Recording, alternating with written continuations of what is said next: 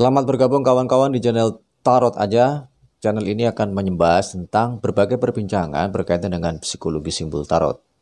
Ada juga yang menyebutnya psikologi transpersonal, ada juga yang menyebutnya pemahaman tentang tarot itu berkaitan dengan psikologi alam bawah sadar misalnya, atau seperti psikoanalisis, psikologi analitik, dan sebagainya. Pada kali ini kita pertama-tama mempelajari dulu tentang dasar berpikir logis tarot. Dan juga sebagai kritik, mempelajari tarot itu bukan hal yang mistis, klinik, atau hanya melulu berkaitan dengan dunia ramal-meramal. Channel ini tidak begitu banyak membahas tentang ramalan. Anda bisa ikuti di channel-channel tentang tarot lainnya yang banyak menawarkan tayangan dan perbincangan tentang dunia ramal-meramal. Kita mulai dulu dari dasar berpikir logisnya dari tarot itu sendiri. Tarot itu bisa diajarkan dengan berbagai pendekatan psikologi.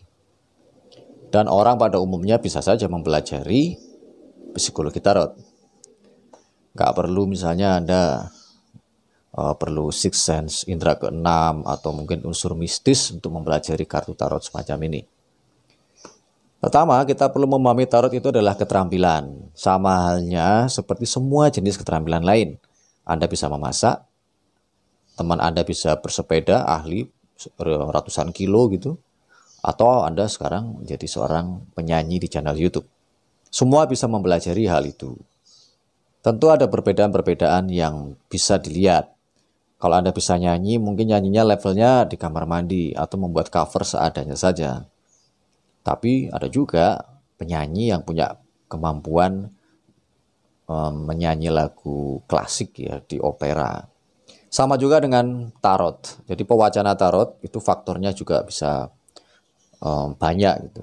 Anda bisa mulai latihan yang sangat intensif, punya pengalaman, atau punya kesesuaian pas nggak ya dengan diri Anda sendiri. Kedua, kita melihat tarot itu, kartu-kartu ini secara psikologi. Tarot itu berkaitan dengan kata kuncinya adalah kekuatan bawah sadar. Jadi dalam pemikiran psikoanalisa, kalau Anda pernah menjumpai tentang atau membaca tentang psikoanalisa, manusia itu sebenarnya lebih ditentukan oleh bawah sadarnya sendiri, atau bahasa kerennya unconscious.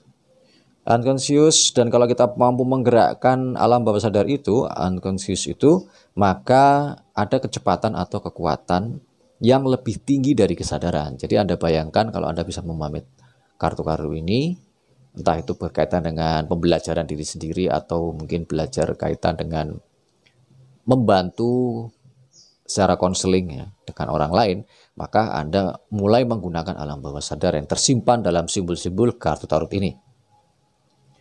Kekuatan alam bawah sadar ini punya satu power atau kekuatan yang lebih tinggi dari kesadaran. Kita tahu sekarang ini banyak sekali kemampuan-kemampuan alam bawah sadar itu dimanfaatkan di beberapa pelatihan, misalnya pelatihan motivasi, hipnoterapi, neurolinguistic program, NLP, dan macam-macam. Memang sih nggak semudah itu kita mensugesti orang untuk sukses, termasuk juga menggunakan tarot. Anda akan sukses kalau sudah membaca kartu ini. Misalnya ini kan kartu Pesta Pora, ini sudah celebrations. Belum tentu juga orangnya akan tersugesti untuk sukses. Tetapi paling tidak secara teoritis alam bawah sadar itu mampu menggerakkan. Kalau alam bawah sadarnya sudah memanggil bahwa Anda itu saatnya melakukan selebrasi terhadap kemampuan yang Anda miliki dengan simbol kartu ini misalnya, maka sudah saatnya Anda memanfaatkan kekuatan bawah sadar itu. Tetapi kalau belum mampu, ya ditunggu saja sampai dia menemukan satu titik penyadaran, menyadari diri bahwa dia saatnya untuk menggunakan alam bawah sadarnya. Dalam beberapa literatur sebenarnya banyak sekali yang bisa dipelajari untuk menopang kemampuan Anda memaknai dan mewacanakan kartu tarot. Antara lain psikolog kognitif. Karya-karya kelompok aliran psikolog kognitif itu menyimpulkan bahwa alam bawah sadar itu bekerja beberapa kali lipat dibanding kesadaran. Kalau Anda suka film, Anda tonton saja film Inception, Leonardo DiCaprio. Jadi setiap Anda masuk ke satu level ketaksadar melalui mimpi, mimpi dalam mimpi, mimpinya dalam mimpi, di dalam mimpi itu sendiri, terus sampai ke lapis yang paling mendalam, maka semakin cepat Anda mengalami sesuatu dalam mimpi itu.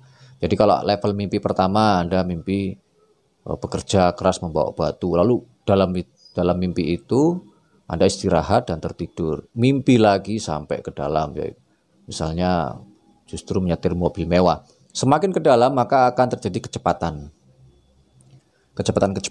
mengalami hal-hal yang tidak pernah dibayangkan ketika Anda dalam keadaan sadar.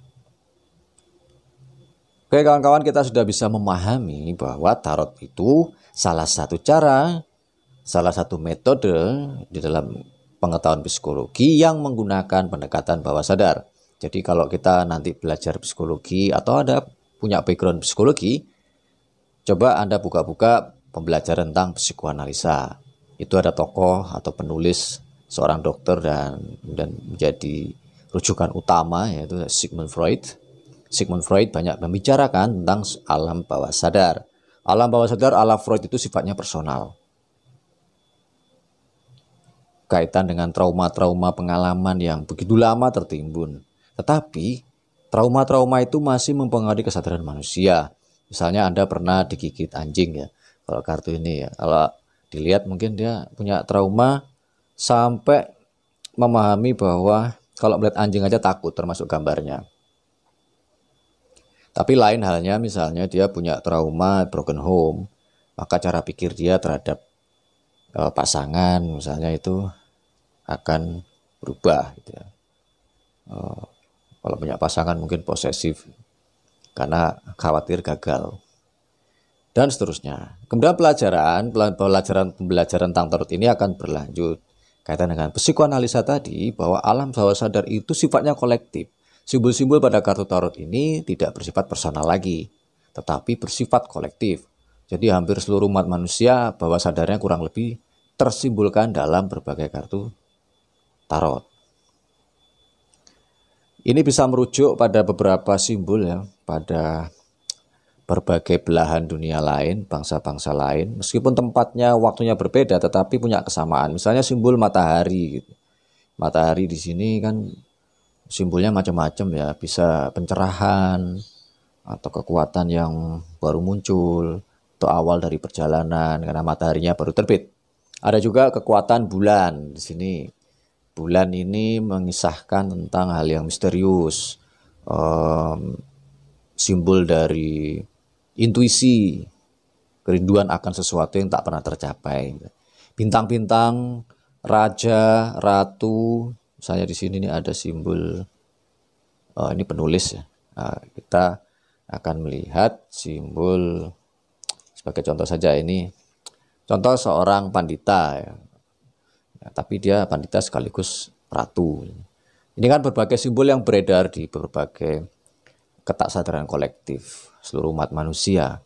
Anda juga bisa melihat hal-hal lain dalam kartu tarot, misalnya kaitan dengan artefak, kuil, motif-motif pakaian seperti pakaian orang sederhana gitu ya, merindukan bulan. Ada juga pakaian yang justru mencari bulan, semacam ini dan seterusnya. Baik kawan-kawan, kita lanjutkan satu simpulan bahwa keseluruhan ini kok aneh ya, kok bisa kartu-kartu ini meskipun gambarnya berbeda tetapi menyimpulkan alam bawah sadar kolektif kurang lebihnya sama. Anda dengan saya atau Anda dengan teman itu sama, alam bawah sadar kolektifnya. Oleh karena itu, kita akan memulai proses pembelajaran pada video berikutnya. Ada sekitar 78 kartu, nanti akan terbagi dua, ada yang disebut arkana mayor dan arkana minor. Sekitar 22 kartu arkana mayor semacam ini, kemudian ada lagi arkana minor. Kalau di video ini hanya jangan tersibukkan, kok banyak sekali kartunya. Ini hanya dua model kartu yang berbeda, yang satu model Ellen Dugan, yang satu model Rider-Waite-Smith. Baik kawan-kawan, sampai jumpa pada edisi berikutnya. Salam tarot aja.